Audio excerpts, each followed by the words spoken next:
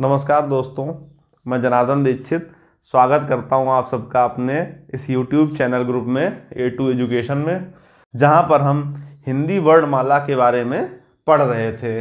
हमने वर्णमाला में काफ़ी बिंदुओं पर चर्चा की, जिसमें स्वर, व्यंजन, उनके वर्गीकरणों पर बात करी, जिसमें से स्वरों का वर्गीकरण पूर्णतः हम समाप्त कर चुके थे।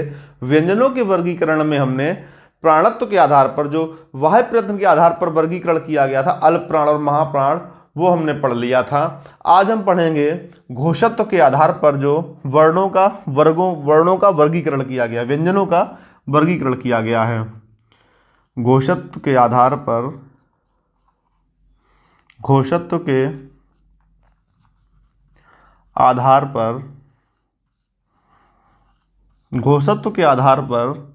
व्यंजनों का वर्गीकरण। घोषत्व के आधार पर व्यंजनों का वर्गीकरण।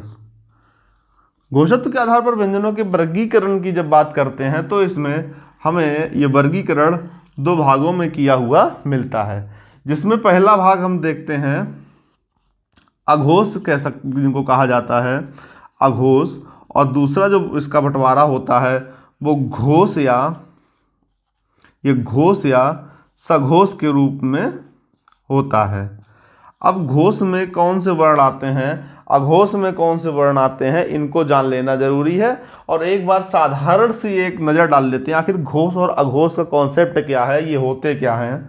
तो जिन वर्णों के उच्चारण में नाद, गूंज या कंपन होता है,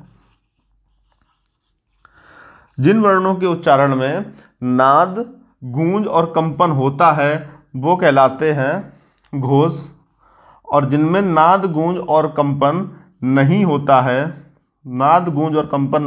है वो कहलाते हैं अघोष व्यंजन।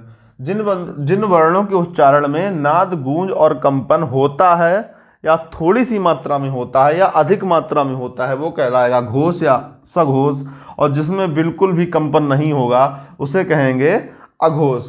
तो अब जान लेते हैं अघोष और घोष के अंतर्गत आने वाले वर्ण कौन कौन से होते हैं। तो अघोष की जब बात करते हैं तो अघोष के अंतर्गत आते हैं वर्ग का पहला और दूसरा व्यंजन या वर्ण।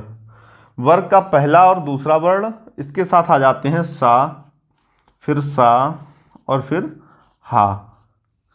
घोष और सघोष के अंतर्गत जब वर्णों की बात करी जाती तो इसके अंतर्गत आता है वर्ग का तीसरा, चौथा, पांचवा वर्ण, और उसी के साथ आता है हा, या, रा, ला और वा।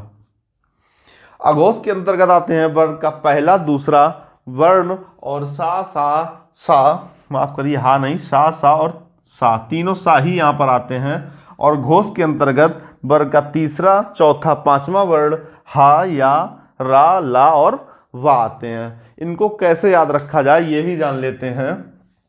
तो जब तक हमारी नौकरियां नहीं लगती हैं, हम जिंदगी में कुछ कर नहीं पाते हैं। हर आदमी, आपका रिश्तेदार, आपके घर वाले और आप स्वयं में क्या कहेंगे, आप क्या कहेंगे कि आवारा हूँ। कौन आवारा है? मैं स्वयं में ही तो आवारा हूँ जब मैं कुछ नहीं कर पा रहा जिंदगी में मैंने कुछ नहीं कर पाया तो आवारा कौन हुआ? मैं खुद में आवारा हुआ। तो आवारा से आ का अर्थ हो गया अघोष, और 12 को इसको गणती रूप में लिखेंगे 1 और 2। 12 का मतलब हुआ वर्ग का पहला और दूसरा वर्ण, और जो सा है इसको हम घोष जब पढ़ेंगे तब समझ लेंगे। तो जब वर्ग का पहला और दूसरा वर्ण अघोष के अंतर्गत आ गया तो वर्ग के बचे हुए किस में पहुंच जाएंगे? ये घोष में पहुंच जाएंगे। तीसरा, चौथा और पांचवा वर्ण किस में पहुंचेगा? घोष के अंतर्गत पहुंच जाएगा। अब घोष के अंतर्गत कहेंगे हाँ और यारा लावा भी तो आ रहे हैं, तो इनको कैसे याद रखें?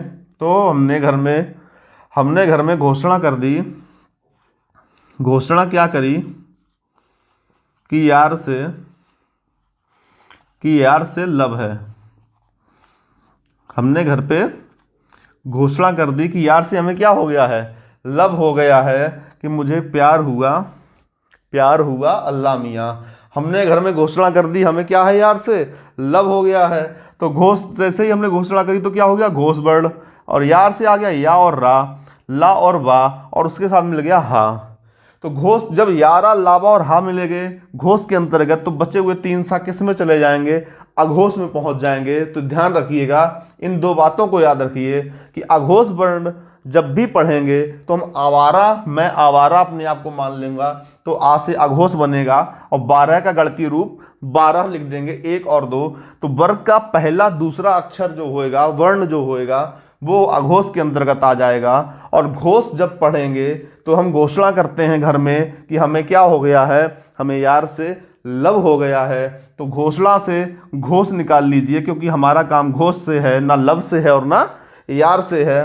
तो या रा ला वा और हा मिल जाएंगे घोष के अंतर्गत, और जब या रा ला वा हा घोष में मिलेंगे तो जाहिर सी बात है, सीधी सी बात है कि तीनों सा कहाँ में मिलेंगे, ये अघोष के अंतर्गत मिल जाएंगे। इस तरह से हमने घोषत्व के आधार पर जो व्यंजनों का वर्गीकरण किया था, इसको जाना कि ये 2 भागों में बांटा गया, घोष और अघोष। घोष के अंतर्गत आते हैं वर्ग का तीसरा, चौथा और 5वां वर्ण, इसी के साथ आते हैं यारा, लावा और हा। अघोष के अंतर्गत आता है वर्ग का पहला और दूसरा वर्ण, और उसी के साथ आते हैं तीनों सा। घोषत्व और घोषत्व के आधार पर व्यंजनों के वर्गीकरण के बाद अब हम आगे बढ़ेंगे। जो हमारा नया बिंदु होएगा वो होएगा अभ्यंतर प्रयत्न के आधार पर जो व्यंजनों का वर्गीकरण किया गया है, उसकी चर्चा हम अपने अगले वीडियो में करेंगे। तब तक के लिए नमस्कार, मिलते हैं अगले वीडियो में।